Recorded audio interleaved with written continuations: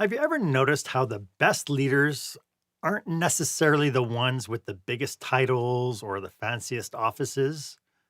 They're actually the ones who make you feel like you matter. But the problem is, too many businesses are hemorrhaging good people because their leaders have never learned how to connect. And no, the occasional, hey, good job email blast doesn't count.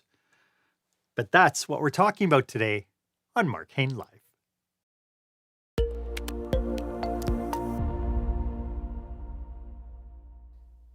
Welcome to this episode of Marc Haine Live. This is where small business owners, entrepreneurs can pick up core skill sets to create the show-stopping, jaw-dropping experience that their customers and their employees deserve.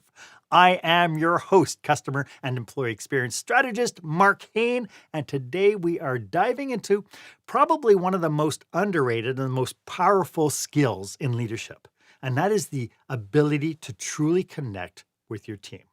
Because let's face it, if your people don't feel seen, heard, or valued, they won't stick around. And you'll never know who was the last person to leave that little pod in the Keurig machine because, the person who did it is just invisible to you. So stay with us. This is going to be a high value episode today. I know you're going to want to take lots of notes. And please, if you know somebody who could use this information, please make sure you share a link to this episode. Send it to them and say, hey, Steve, guess what? I came across this episode. It's awesome. Trust me, it'll be awesome. We hear it all the time, though. People don't leave companies, they leave their managers. But what if I told you it goes actually a little bit deeper than that? When your team feels disconnected, unheard, or unappreciated, your leadership and your profits really take a hit. And that brings me to our question of the day.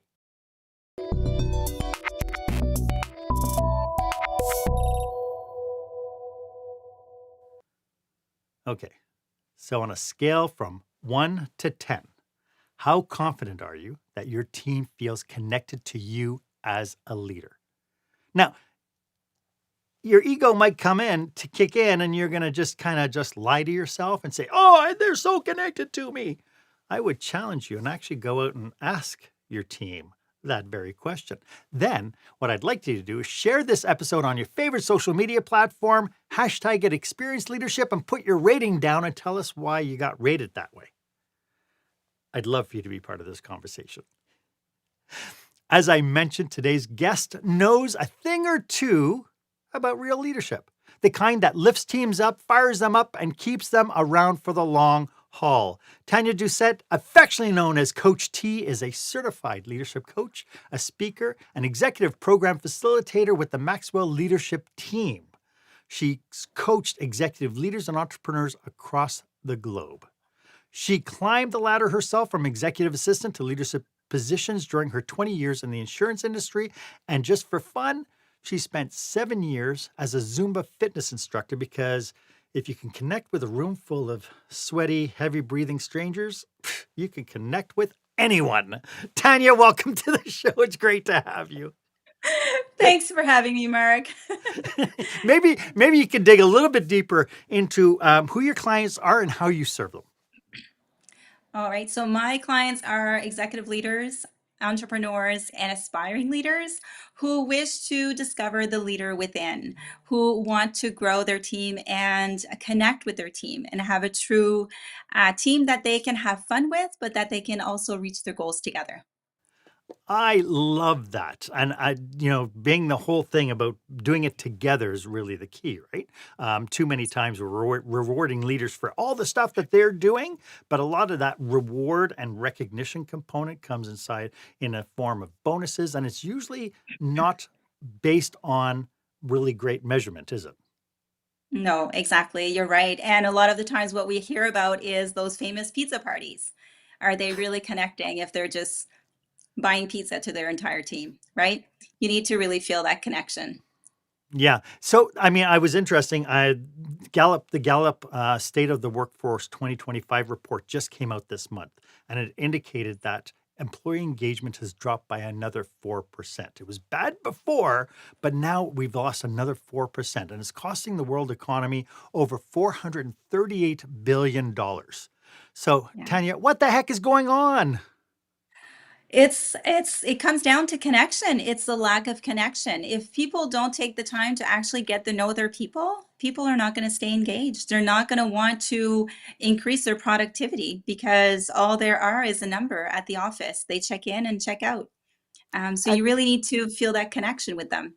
so why do you think so many organizations still treat leadership like it's just about strategy and results? It's about KPIs. It's about, driving the, let's lower expenses, let's increase sales, let's create profit. Why is our focus still all that? I think it's because they view leadership as they attach it to the title, and they think that you need to have a title to be a leader. And it's complete opposite to that. Everyone is a leader, no matter what position you hold in an organization. You all have a chance to lead someone in your organization as well as your home. You have influence on so many people every day, and we don't even know it. I think that's what's happening. It's interesting because when people say, "Oh, the manager's the leader," and in fact, I've had situations where I've gone into to work with hotels and stuff, and I'll go up to people and I say, "So here's a problem. What do you think we should do about that?" And they look at me, but you're the professional, you're the manager. Why don't you tell us? And so we've Mhm. actually created these cultures where the voices pretty much feel, That's not my role. I shouldn't be Mhm. helping to make these decisions because you're the boss." Um, Mhm. what so is this just solely a culture thing, or is there something deeper going on? I think it's a culture thing. And when we talk about connection, what exactly are we talking about? So the three strategies that I talk about the most in my talks is finding common ground, making a connection, making it about others.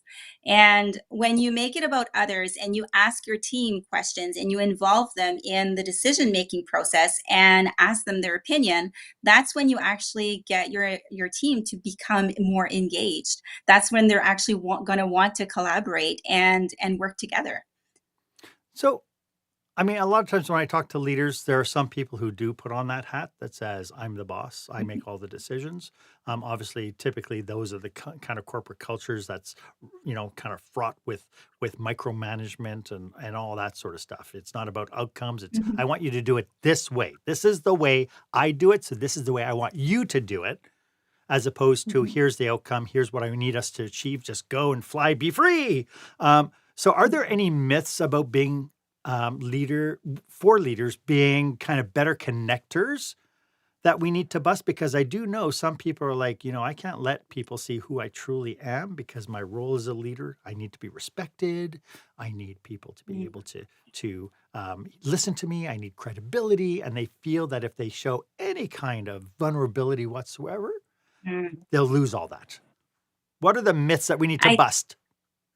Yeah, I think that's exactly it. Leaders or people in a higher position feel they need to hide their real self to gain that confidence, when in reality, your team needs to know that you're a human too, and you need to be vulnerable and open up. You also have a life outside of work, even though you're a leader, no matter what position you hold.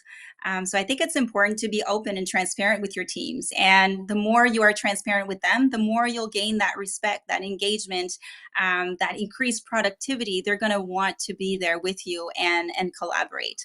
So that open, transparent communication is key to connecting with your team. So, what happens if we don't fix this? I mean, obviously, the signs are all around us, right? We have low engagement, we have high attrition rates. We're not attracting necessarily the best people because maybe we don't have a great reputation. People go onto Glassdoor or on Mhm. Indeed, and they see all these ratings and stuff. So we're not attracting the very best people. So what happens when Mhm. we don't fix this? What is it costing businesses right now? Oh my goodness, it's costing them thousands of dollars because they're Mhm. going to have to keep hiring. People are just going to leave. They're not going to stay. So as they're losing people and they're good people, they need to rehire and rehire. And a lot of the times when they hire based on skills and they don't hire based on personalities.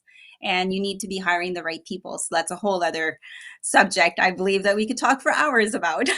It probably is, right? So this whole idea about this connection piece that that we'll get into in a second, um, we are talking about this is a cultural dynamic. I mean, it does really trickle down from the top to every facet of the organization, right? It goes to our employees. Would you say it even hits up our customers?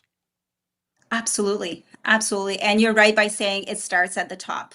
You need to have that engagement and that belief that connection is key from the top of the organization and trickle it down. And of course, your clients are going to feel it because if your team is not engaged and they don't want to be there, the clients are going to hear about it and they're going to feel it when they walk in. So it's super important to make sure that it does start at the top. And a lot of leaders, they think, oh, well, I don't need training and I don't need to look into this because I already have that title. But a lot of the times, it's just a reminder. It's not necessarily needing training. It's just reminders of where it all starts and why we're doing what we're doing.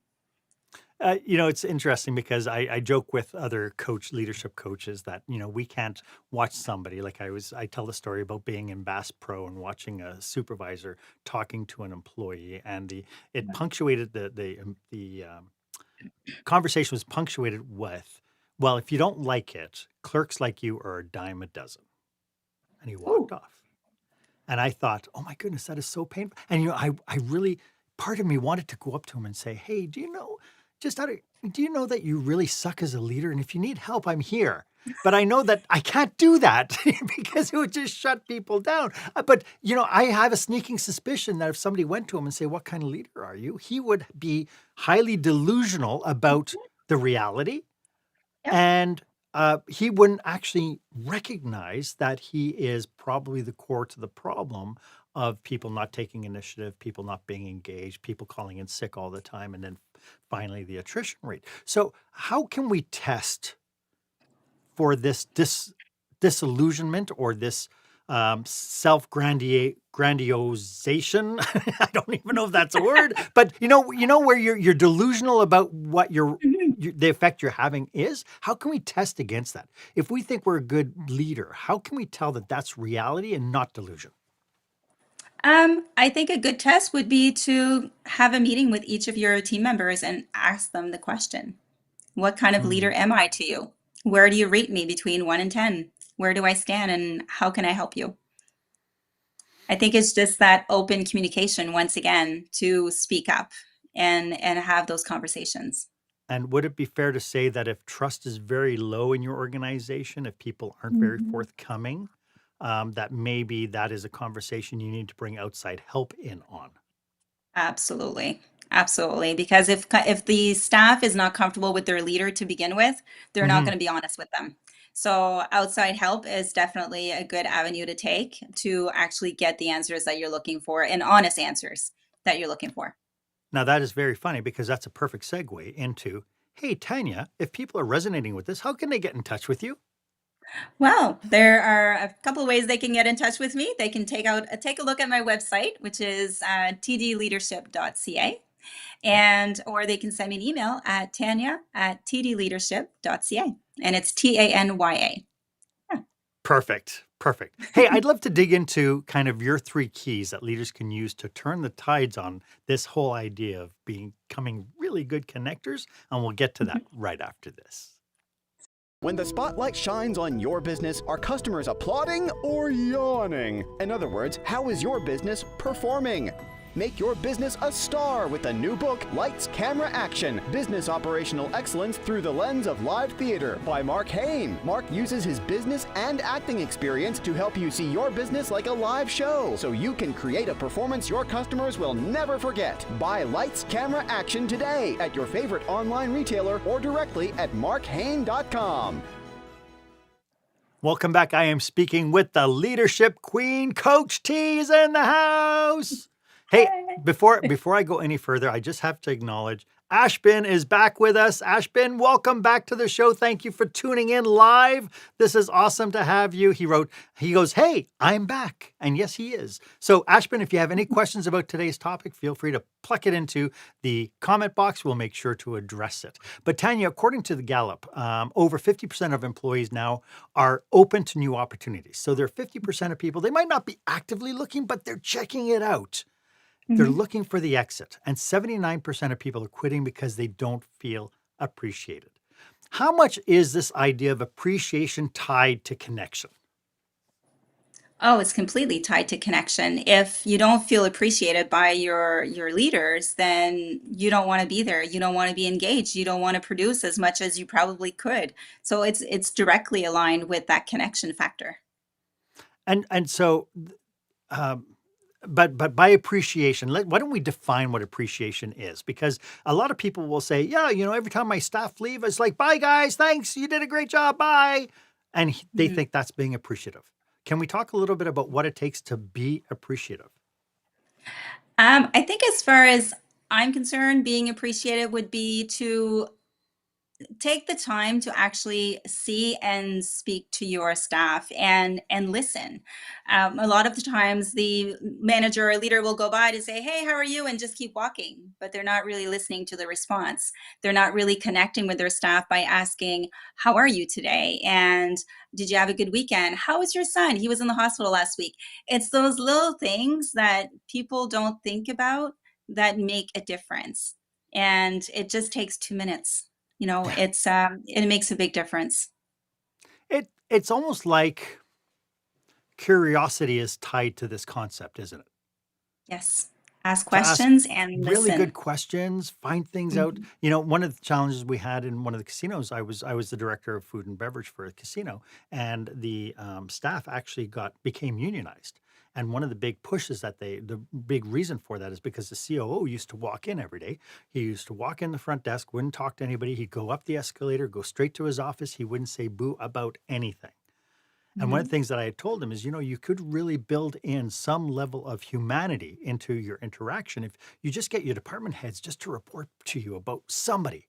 Yeah. Hey, Debbie on my team she just found out she's pregnant, or Steve he just asked his girlfriend to marry him, and and Mhm. just anything that he could go through and walk the floor and just say, hey, I heard, congratulations, I heard you're having a baby. Oh, we're so excited for you. And just Mhm. keep walking through would be like miles better than this whole idea of I'm the boss. That's my office. If you need me, you Mhm. can knock. Or, have Exactly. my people call your people and we'll do lunch. Yeah, exactly. And you know what? That's right. Because my leader that made the most impact on me, positive impact, would always take the time before we start our meeting to ask how I was doing and how my kids were, and if there was anything new or new projects I was working on. And when I was in my first leadership role, I specifically made sure that that's the kind of leader I was to my staff. I wanted to know all about them, and I wanted to build that connection because it made a big difference in my own life. So it's Mm. super important. How much is too close? Good question. Where do you draw the line? Hmm. It's a very good question. Because, part of it is, and, I'm like you, I tend to be very transparent. I'm very human when I'm dealing with people. And interestingly enough, my staff would say, oh, they'd introduce me and go, oh, here's my boss, Mark. But I've never, ever introduced myself that way. I've always introduced and they'd say, how do you know Stephanie? Oh, I work with Stephanie at such and such Hmm. a place. Right. And Yes. so it was interesting to see how they introduced me. But Hmm. whenever I looked at my role with them, it was like we worked together in this. Hmm. Right. Yes. And so yeah, it's a little bit of a challenge, right? To get that mindset of I'm the boss, you're the employee. In fact, Hmm. whenever I hear somebody say, "Oh, here are my employees," it's like you don't own them; they're not yours. Exactly. And I would be like you. I would definitely introduce my staff as these are, this is my team. This is who I work with. I would Yeah, not necessarily introduce them as my employees or staff, right? I would yeah. introduce them as my team. And I would get the same respect on the other end. They would still call me their boss, but we had that certain, I think when you build that connection with your team, um, there's a fine line of respect that is there automatically without anybody trying or setting guidelines. It just builds a certain level of respect Right. that's not necessarily written anywhere. So I think that's why connection is so important with your teams, because with that, yes, you have that vulnerability, but you also create a certain respect level with everybody. And so, in order to get that, for people tuning in who might be not know how to make those connections, Mhm. what are the keys to be successful at this? So there are many factors that come in play to create that connection, but there's three that I have experienced myself the most. One is to make it about others. When you walk into a meeting with your team, ask them how they're doing. Ask them their experiences and what they think about certain situation. Make it about them. The number two is finding common ground. So when you speak with your employee or when you speak with your team or a peer or a family member, find common ground and have a conversation around that. And that definitely will build a connection between the two of you. And the other factor that I always think mention is be the first one. You know, a lot of the times we go to events or we walk into a meeting, and I sure was like that when I first landed my first leadership role. Is I would stand back, but what I've learned to do was to be the first to ask questions, start those difficult conversations, and open the safe space for everybody else to voice their opinion and to ask those difficult questions as well. So those are the three factors that I have experienced on my end that definitely builds connection within the team. Now we talked about this idea of being influence. Obviously, we know that we have formal authority. We also have moral authority. Formal Mhm. authority is it's your job description. You're the VP or the head of the department or the head of the project or whatever. But then we also have this idea of moral authority. We have within our roles, we could have multiple different people who have really kind of high standards, high authority in that people trust them. When they say something, they believe what they're being told. And this is really this idea of being influential. When it comes down to leaders, one of the things I joke about is you can always tell when a leader's lost control is because they're the ones who are looking at you, yelling at you, you have to listen to me because I'm the boss. And that is their way Mhm. of trying to reestablish their role as the leader. But it Yes. doesn't mean that they have influence. So what does influence look like practically? I think it goes down to the five levels of leadership of Maxwell, John Maxwell, if you've ever read that book. If not, it's a really good book. But I think the first level of leadership is, like you said, it's very directional. It's very, I am the boss, I do this, and you got to listen to me. And when you jump into the second level of leadership, it's really about um, people following you because they want to, because they trust you, because you've taken the time to make that connection, to create that connection with you and with the team. So that's the second level of leadership, and I think that's where influence comes in play. Yeah. And so when people feel like they're lacking this influence, Mhm. what steps do they need to take? I think take a step back and evaluate the type of leader that you are. Ask questions to your team to see where you're at and what they need from you, and get a coach. You know, I Mhm. have a coach myself. I've been doing coaching for a few years, and I think everybody should have a coach to guide them through this and to develop those leadership skills that maybe you forgot about. And think about where you came from and why you've wanted to be a leader to begin with. What would Why you did you? tell what would you tell somebody tuning in who says, Tanya, I have been a manager for 15 years. Now you're telling me I need I'm experienced 15 years doing this. Why the heck would I need a coach? What would you tell them? Oh my goodness. What would I tell them? Um, well, maybe you don't need specific leadership skills, but how about I help you to build a stronger team? Mm, right. And we have to take a Yeah, look at what is it that they're complaining about, right? I do get a sense exactly. that a lot of what we're seeing from a leadership perspective is we're seeing a lot Mhm, of finger pointing. We tend to mhm, point towards all the symptoms right? I Mhm. don't know why. I don't know why nobody takes initiative. I don't know why people are just not engaged. I don't know why if I'm not around, nobody does anything. I Mhm. feel like if I take 2 days off, I come back and nobody's done what they're supposed to be doing, Exactly. right? Yeah. And so those are the challenges, I think, from a real leadership perspective, because the real test of leadership is how the place operates when you're not around. Exactly. And that's a great test. Absolutely.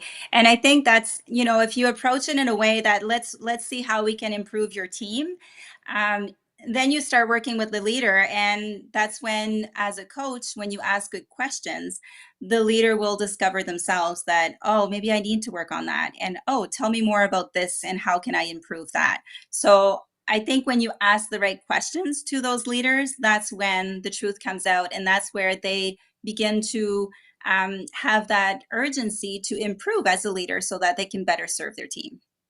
I get a sense again that trust becomes trust. Well, I would even say trust and humility being the Mhm. two key aspects of any organization, that a leader must have the trust and the humility in order to create the culture that they want. And all too often, especially my generation, I'm the last part of the baby boomers. My generation still has this whole carrot and sticking mentality where trust tends to be low, humility, the level of humility is low, and so Mhm. when somebody says that how do we start when somebody sees this and says, "Oh, I get it now. I have to build trust in my organization." How Mhm. do they turn the tide on the trust issue? Build connection. Mm, Take the time to listen to your team. Take the time to find common ground. Make it about them and not so much about, make it about the team, not so much about themselves. And I think that's the important thing to do is to build on those connections and just listen. mm. And take action. Yes, I would assume yes, taking action would absolutely. Absolutely. When you build on those connections and you have those conversations, that's the actions that you need to take, right? Is just to go forward, take the first step, ask those questions, and start those difficult conversations. when it comes down to your three keys, what do you think challenges leaders the most in overcoming? I think it's the vulnerability. I Mhm, think it's the fear of exposing themselves. And every leader knows deep down where they stand on that ladder of 1 to 10 as a leader. Every leader knows, and sometimes it's just the ego maybe taking over and saying, they don't want to admit where they're at, or they're afraid of what their team will actually say. So definitely fear, Well, and but and again, part of the what this team is going to say, part of Mhm. that ego part comes in. If they say anything negative, well, it's Yes. just because they're disgruntled, right? It Mhm. gets downplayed, as opposed Yeah. to, wait a second, maybe I should be listening to this rather than Mhm. just kowtowing to it and just saying it's just somebody who's unhappy. It means nothing. Exactly, and they don't see it as because there's no such thing as failure, right? There's always opportunities. There's no such thing as failure. So if your team is saying negative comments, they're not necessarily negative comments, they're opportunities for the leader to grow. Hmm, hmm. And this is where this takes place. Yeah. So Ashbin just posted a question. Let me see if I can. Oh, let me change screens here so we can see it. Let's put it like this. How do you handle underperformance and skill gaps within the teams? Skill gap is training, Yes. absolutely.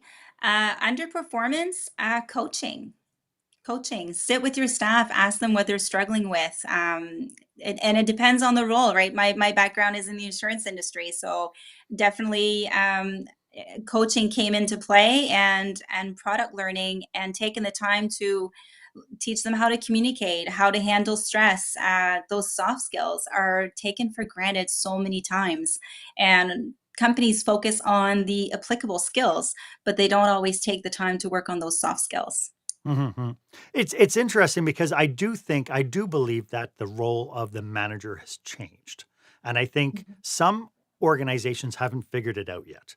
Mhm. A manager, the industrial age manager was there to make sure that I need just to get all the hands on deck and get the work done. And then in the 80s, we had the Mhm. knowledge worker age, where the manager was there to insight, not only grab the production from the hands, but I wanted people's thoughts and their ideas. And so we started Mhm. hiring specialists within our organization. Now we're in this relational kind of environment where we want the hands, we Mhm. want the mind, but we also want the heart.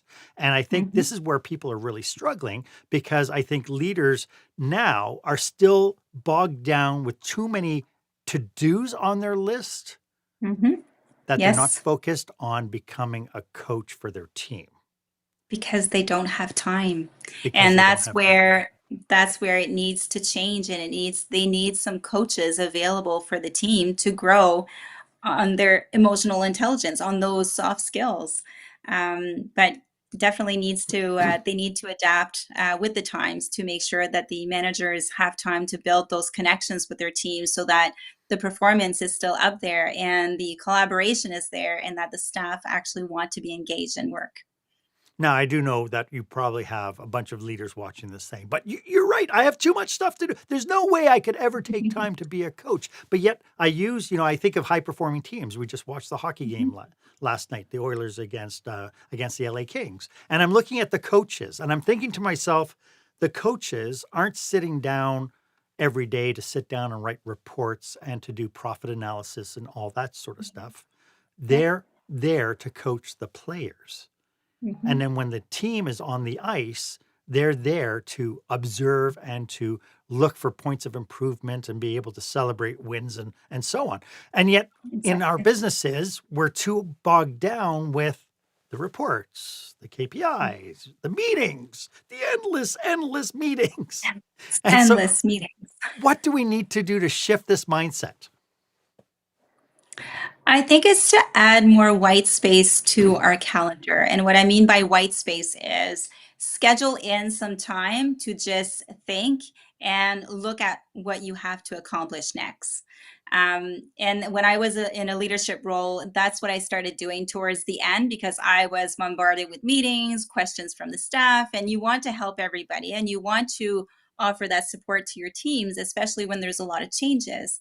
But when I started taking that time, white space on my calendar, that's when I felt I was becoming more productive, Hmm. because I had some time scheduled for me and I knew it was coming up. So if I had to do something or think about something, that's when I would do it. Um, I think it's just a matter of scheduling in your calendar, block scheduling your calendar to get things done and to know that it's there without feeling guilty of taking that white space. Yeah. Yeah, absolutely. And taking that white space to be present for your team, not necessarily just to go for coffee and a walk maybe, but that's important too. No, exactly. Exactly. Yeah. Coffee and a walk can be after. The white Yeah. space is to think and spend time with your teams. Yeah. Exactly. Yeah. I'd like to get into some pitfalls and cautionaries, because I'm always afraid of kind of the Band-Aid managers, the ones who come across some new information. They come back from conferences and they go to their team and they say, "Hey, I got a new procedure. So from now on, this is," and then, 3, 4 days later, it's all gone. So let's get into Yeah. some pitfalls and cautionaries, and we'll get to that Mhm. right after this.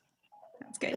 When you're delivering an important speech to a huge audience, it's easy to lose your place or go way over time. Give yourself an advantage with the Pro Speaker Presentation Speech Timer app. No more checking your watch or calling for time. The Pro Speaker Presentation Speech Timer app keeps you on track with easy-to-see timers, even changing color for visual prompts during your speech. And you can set audio cues to practice, or set it to vibrate so you don't even have to look. Be the pro you know you are. Download the app at speakerpresentationtimer.com.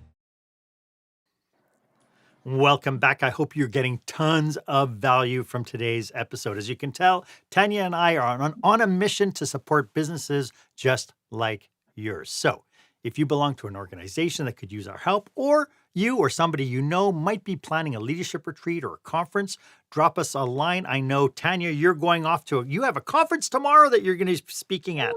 Can you tell us a little bit about what this conference is about? Yes, absolutely. So our conference is Empower Atlantic 2025. It's being held in Dieppe, New Brunswick tomorrow from 10 a.m. to 5 p.m. We have 5 amazing speakers joining our conference, me included. So we have Jason Cyrus, we have Krista Walsh, Carol Myers, and Glenn Keeping, and myself. So we have tons of value to add to you as a leader, as an executive leader or entrepreneur. I can't wait to share this space with all these speakers. It's going to be an amazing day. Yeah, it's so amazing when you can bring people together, right? You bring people together and have, you not only when you bring when you bring people together, you not only are imparting maybe new knowledge and theories and strategies, but you're also Mhm. creating a shared human experience.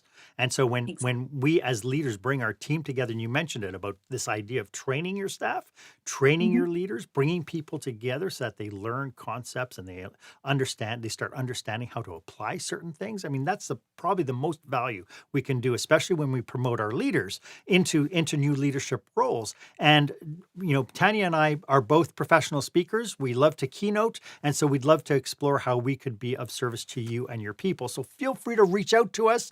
Our links are in the show notes. Reach out, have a conversation. Let's explore what you're looking for, how we could benefit your particular conference, and how we could bring tons and tons of value. Tanya, so we want to talk about cautionaries and pitfalls. As Mhm. people are trying to make the change, what are some things that we should be really concerned about as we want to kind of change the paradigm shift? They used to call it paradigm shift. We call it culture shifts.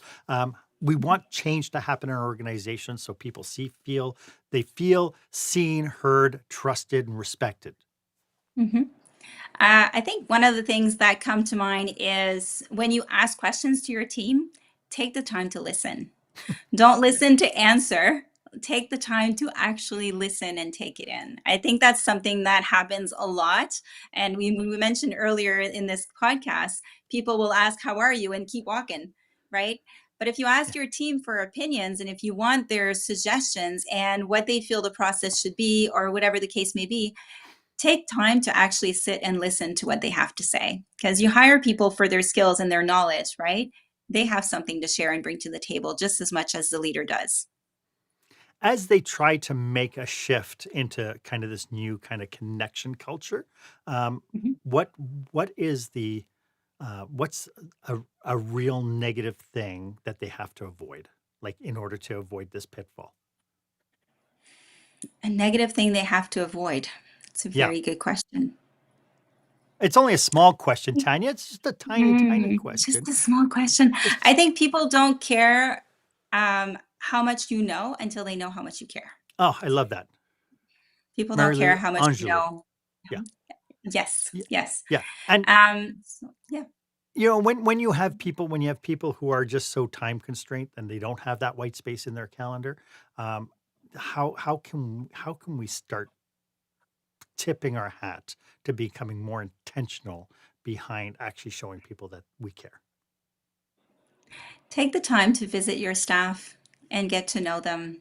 Ask questions. In the morning, when I was a leader, in the morning, the first thing I would do is look at my calendar and make sure I had that white space schedule for the entire week. Use those white space guilt free, knowing that you're using it for the right reasons. Be intentional about who you spend your time with, what you can take care of, and what you can delegate. And that's another thing as a leader, we tend to want to keep it all on our plate and not bother anybody and just make sure it all gets done the way you want it done. Um, Trust that your team also has that knowledge and it's okay to delegate. Love that. There's that word trust again. There you go. This has been an awesome conversation, Tanya. Could you remind everybody one more time how they can get a hold of you? They can send me an email at Tanya, Tanya, at tdleadership.ca. And as we wrap up, do you have any last thoughts about what we've been talking about today? Just how important it is to build that connection and take care of your teams. And when you take care of your team, they'll take care of you. I love that. And they'll take care of our customers. Absolutely. They'll take Goes care of hand our in hand. so important. Tanya, thank you again. I really appreciate you being here to share your knowledge, your passion, and your expertise. It's been absolutely brilliant. I've loved every minute of the conversation. Thank you for joining me today. Thank you so much, Mark, for the invitation. It was a pleasure. Love being here. So, if you have any questions about today's episode, or you would like a complimentary 30-minute brainstorming session with you and your team, feel free to book yourself on my online calendar. The link is below. It's the one that's marked meetwith.bookme. marchaine.com. And I just want to say special thank you to Brittany. Thank you so much for coming out, Brittany. This has been awesome. Brittany, thank you for tuning in. And I'm so glad you get value from the episode. And hey, if you haven't done so yet, why don't you go ahead, subscribe to this feed and follow me on social media. You'll be able to see all the content. You'll see all the invitations for all the new experts and the great content that I bring you each and every week. Be sure to follow. And, every once in a while, maybe you on social media, just say, hey, hi, saw your podcast. I'd love to get in a conversation with you as well. Thank you so much for joining me today. My name is Marc Haine. I hope you stay safe, stay healthy, and I hope you dare to be the exception. Thanks for joining me.